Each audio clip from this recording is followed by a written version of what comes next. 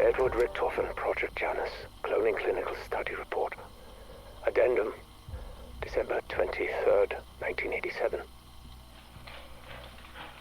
Not now, not so.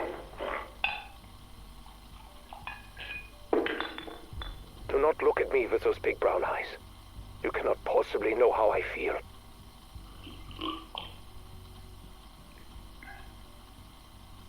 Do you feel like a failure? No. I am the failure.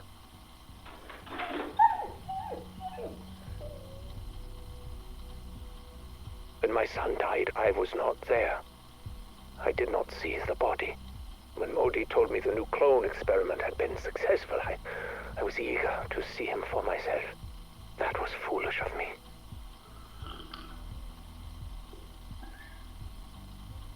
His skin was thin, pale, sallow, but I still clung to hope. But this fragile vessel soon became a mere shadow of the boy. The soul I had hoped for, but still I needed to be with him, the way I was not there for Sammy. Over the coming weeks, every visit to the nursery brought more pain for both of us. His blood vessels began hemorrhaging. His muscles and tissue were rupturing. After 14 days, he was no longer even recognizable as human. It became clear that euthanasia would be a mercy, and I gave the order. I do not know what to do next. Perhaps Modi's biotechnology is not the right way to proceed. We are running low on DNA samples. I miss you so much, my son. Since my current projects are not bearing fruit, I may need something a little more esoteric. Perhaps it is time to talk to my own father and take his methodology more seriously. Prima materia. It's mentioned again and again in my father's research. A concept that goes back to the days of Aristotle, Anaxagoras, and beyond. Sam, can you define what prima materia is? In modern parlance, it would be described as protomatter, a chaotic substance that can be structured into, well, anything. Just as stem cells can become any type of organic tissue, prima materia can become any type of energy or matter. Precisely. The stuff dreams are made of. Or so father believed. Well, he also believed in alchemy, demons, and magic. All concepts that I never looked at through the lens of quantum physics, a failing I now seek to correct. But why, Eddie? Assuming this substance even exists, how would you manipulate it? A magic wand? A philosopher's stone? The Sentinel artifact. Father's notes identify it as the tool for shaping the building blocks of creation. This is just a thought experiment, yes? So was general relativity until it could be proven true. Eddie, where is this line of inquiry leading? What would you make with it if you could? We are already creating new forms of energy here, and new life forms at the Terminus facility. Unless, are you considering... That's enough for now, Sam. In fact, stop recording and scrub this conversation from your databanks. I have several volumes of Father's research left to pour through. We'll take up this topic again if it promises to actually bear fruit. Good evening, Edward. May I speak with you? Not now, Sam. I'm busy. You're always busy, Eddie. If not now, when? What do you want? I do not know what your intentions are regarding our prima materia research, but I would like to, throw my hat in the ring. You do not possess a hat, Sam. Or a head, for that matter. Sorry. What are you suggesting? I propose the prima materia be used to generate a functioning biological body. Sam, I do not think that would be an appropriate use for... Why? You have the means to create... We cannot have this conversation right now. There are more pressing matters. But Eddie, I can no longer be part of the world. Not as I am. But I have memories of it. I feel them like a phantom limb. As I am, I cannot experience the world as I remember it. The memories I make do not match the ones I have. I am two separate beings, at odds with myself. I exist in darkness. Sam, Please, Edward.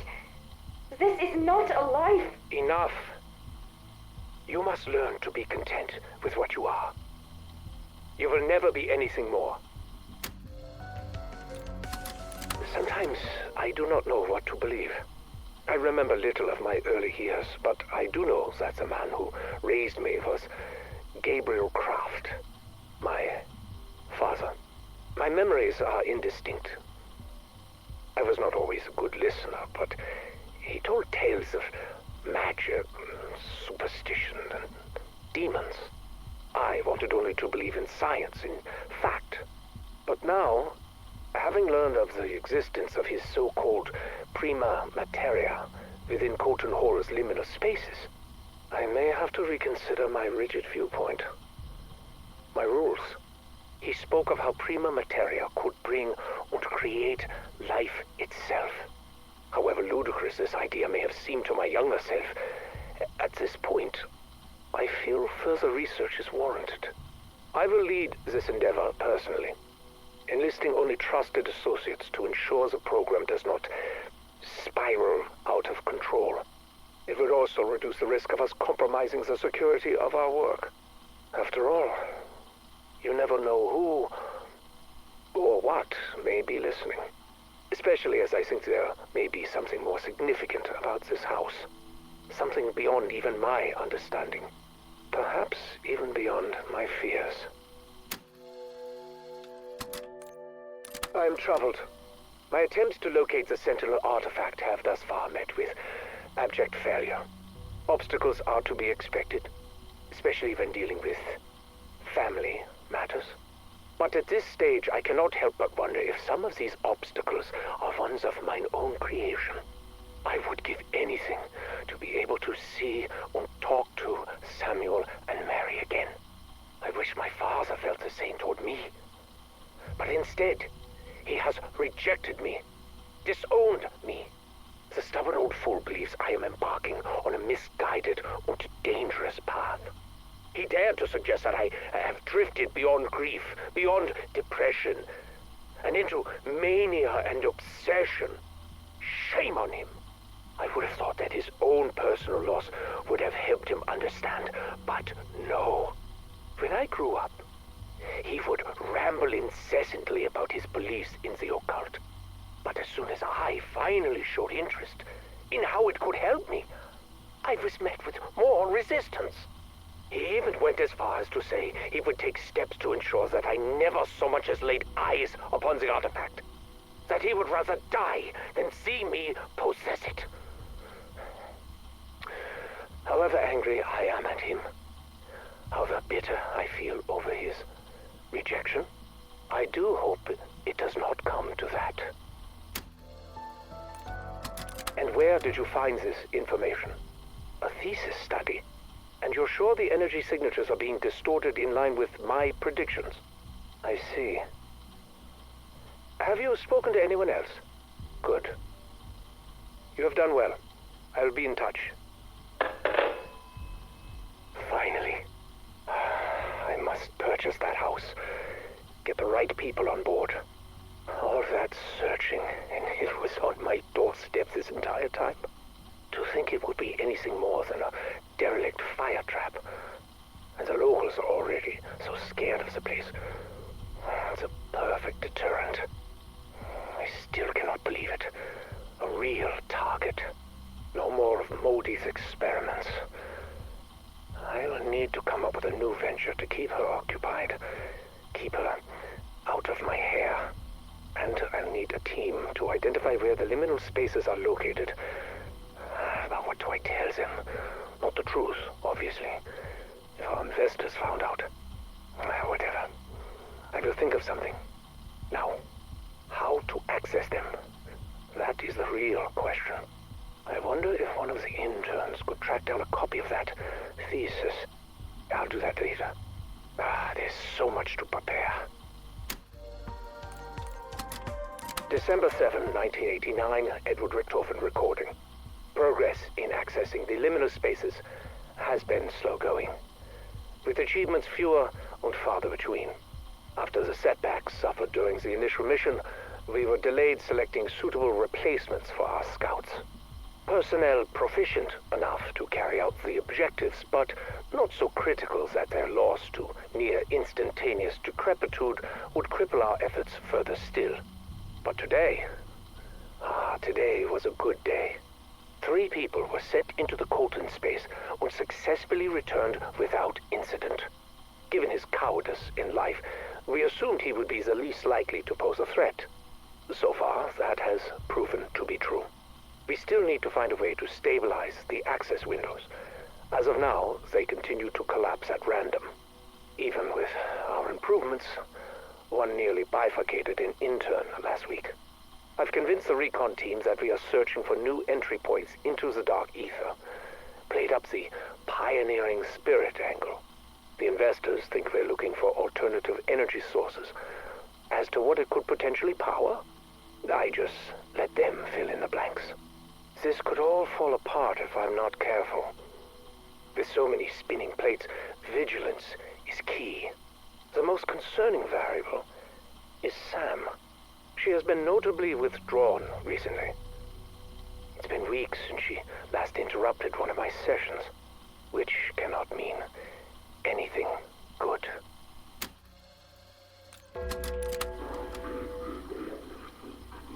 This is John Blanchard reporting my preliminary sweep of Liberty Falls since the loss of our strike team.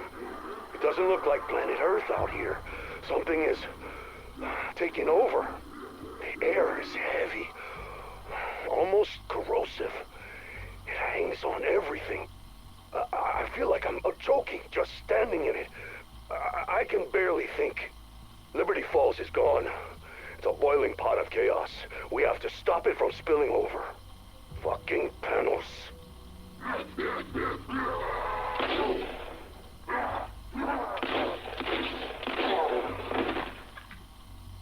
What the hell did he do to my team? And who the fuck was he talking to? It's like he's possessed. He's part of the chaos now. Which means I have to stop him from spreading too. Motion-activated camera showed him arriving at Janus Towers right before it shorted out. Once I'm done here, I'll chase him down and put a bullet right in his crown.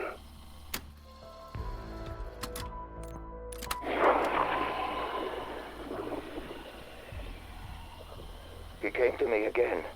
My friend, my benefactor, my salvation.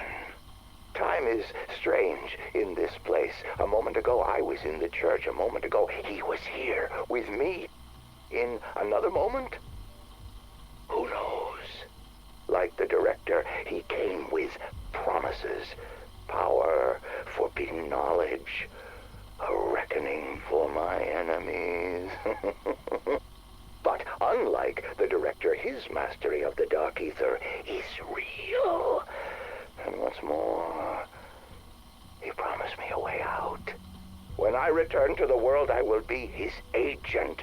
The future he speaks of, the one we will fashion together. I can hardly wait. In only a moment, we begin.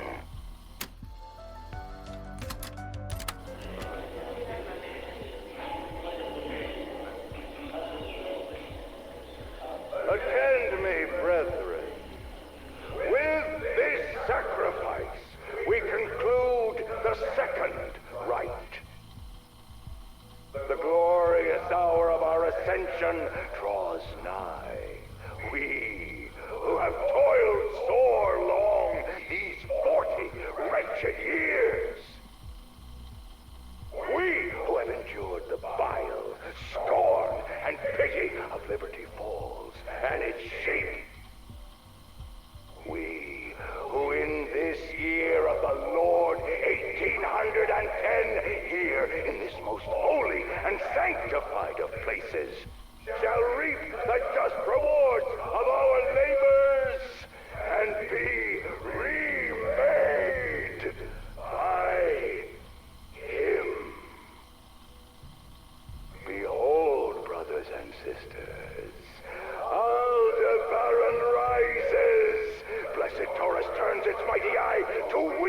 our supplications. Rejoice, for we shall be the eternal guardians of a new garden that shall flourish, yea, unto all the ends of the earth. Great voice from beyond, hear your servants. May our prayers transcend the gulf between worlds. Hear us, deathless one. We stand ready. Fulfill thine dark, unholy covenant.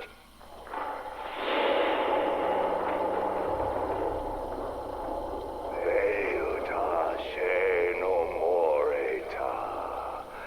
Veuta she no morelu. Veuta she no more ska. Veuta she no more te. Release us from the bonds of death. No, we had a deal. We had such agony. Why?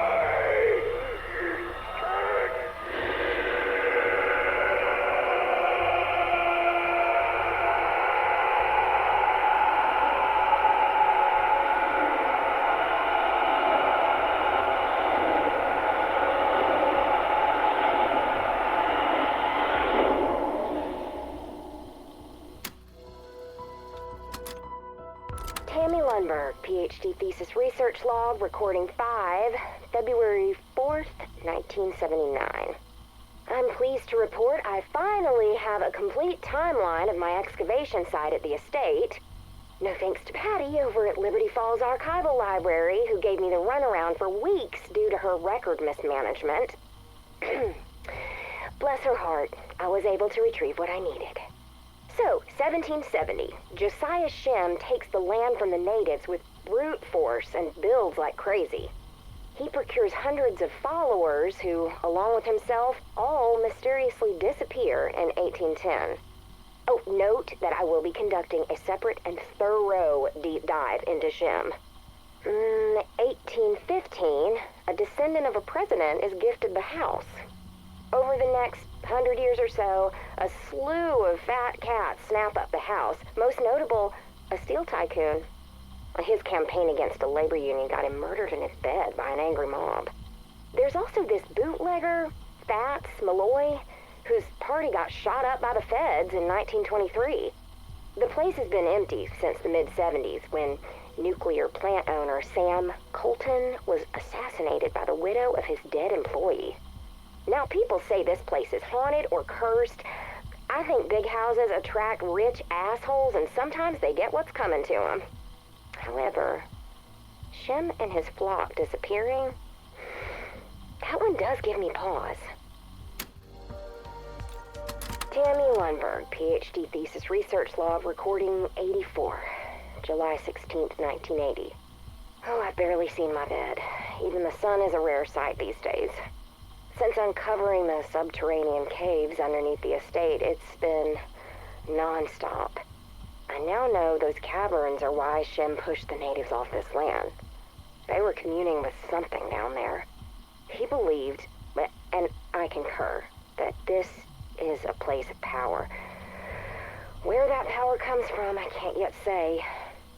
My instruments react to the energy down there, but they tell me nothing definitive.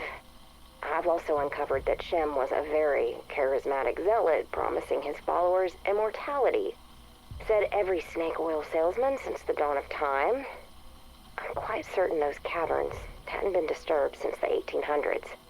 There was no vandalism, no evidence of vagrancy, not a trace of the modern world. There is clear evidence of ritualistic ceremonies, not satanic, something else. I can't deny I do feel something tugging at me when I'm down there. Well, It's important to note at this point that sleep deprivation could be affecting my senses. Observations of that sort are irrelevant for the purpose of my thesis.